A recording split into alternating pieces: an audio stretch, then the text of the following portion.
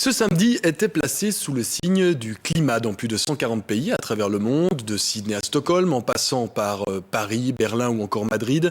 Des milliers de manifestants mobilisés pour sensibiliser l'opinion publique mondiale sur le problème du réchauffement climatique. Dans le centre de Paris, par exemple, 200 personnes ont fait sonner leur téléphone portable et de gros réveils à 12h18 précises pour faire référence au jour de clôture de la conférence de Copenhague qui se tiendra le 18 décembre prochain. Copenhague qui doit donner suite au protocole de Kyoto.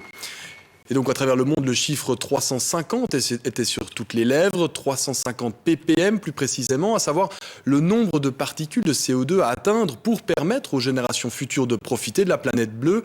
À Nyon, les enfants étaient invités à dessiner pour la planète ou comment sensibiliser les plus jeunes aux actions écologiques. Joël Boissard. On manifeste pour le réchauffement de la planète.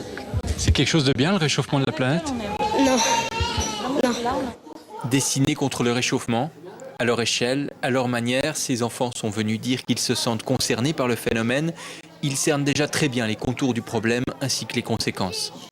Là, c'est la planète comme elle est avant, et là, comme elle est après, si on ne change rien. Et qu'est-ce qui se passe en fait entre les deux ? Il y a la glace qui diminue, il y a l'eau, elle ronge la terre, et puis on a moins de place pour vivre. Moi, j'aime bien les ours polaires et les manchots parce que je trouve ça c'est mignon et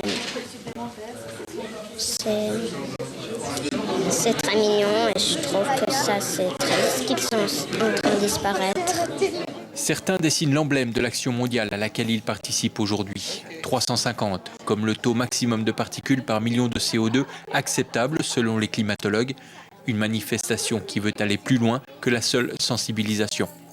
On espère être entendu par les politiques, c'était ça l'objectif du groupe 350. Donc on espère pouvoir participer à l'échelle locale. C'est aussi par rapport au sommet de Copenhague qui aura lieu au mois de décembre. Donc on veut vraiment mettre un peu la pression politique. On vit dans le même monde qu'eux, on a envie d'avoir une atmosphère qui soit respirable, on a envie d'avoir des ours blancs. Voilà quoi, tout simplement. Qu'est-ce que vous pensez que j'ai acheté ?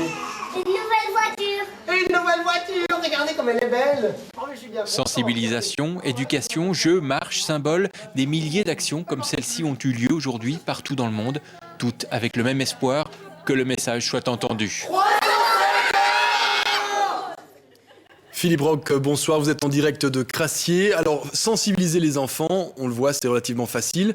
Est-ce qu'une journée comme aujourd'hui réussira à sensibiliser les politiques ?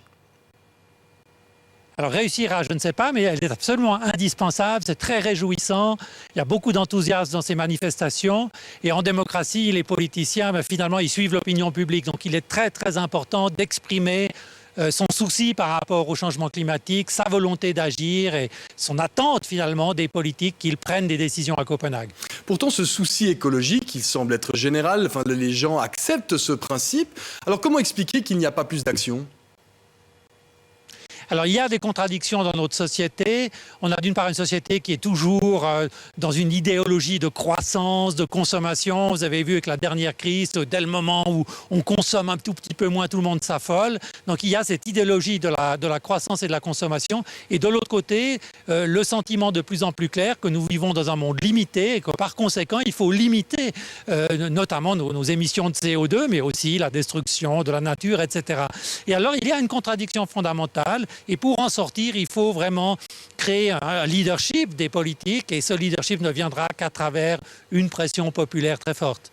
Alors justement, il y a cet objectif, 350 ppm, particules par million. Est-ce que c'est réaliste ? On est au-dessus aujourd'hui, on augmente de 2 chaque année. Est-ce qu'on arrivera à atteindre cet objectif-là ? Alors il faut y arriver parce que si nous n'y arrivons pas, nous aurons des dégâts très très importants sur la planète, des tempêtes, des sécheresses, des inondations qui vont toucher des centaines de millions de gens qui n'ont déjà pas grand-chose pour vivre et qui n'auront plus rien du tout. Donc c'est indispensable. Il faut savoir que nous sommes déjà plus de 30% au-dessus de la quantité de CO2 qui était avant, si vous voulez, l'ère industrielle, donc qui était dans l'équilibre. Donc nous avons déjà dépassé toutes les limites, mais il faut absolument s'arrêter. Ce qui est très intéressant, c'est de savoir que dans la convention sur les changements climatiques signée en 1992 à Rio, ratifiée même par les États-Unis et tous les pays du monde, il y a déjà cet objectif. Il n'est pas chiffré, mais dans le principe, il est dit à son article 2, il faut stabiliser la quantité de CO2 dans l'atmosphère de manière à éviter des changements climatiques qui puissent être dommageables pour l'humanité et la nature. Donc l'objectif politique, il est déjà admis par tous les pays du monde. C'est la mise en œuvre qui tarde et c'est la raison pour laquelle il faut faire pression. Il restera donc le sommet de Copenhague qui doit donner suite au protocole de Kyoto. Philippe Roch, merci beaucoup pour votre éclairage. Merci.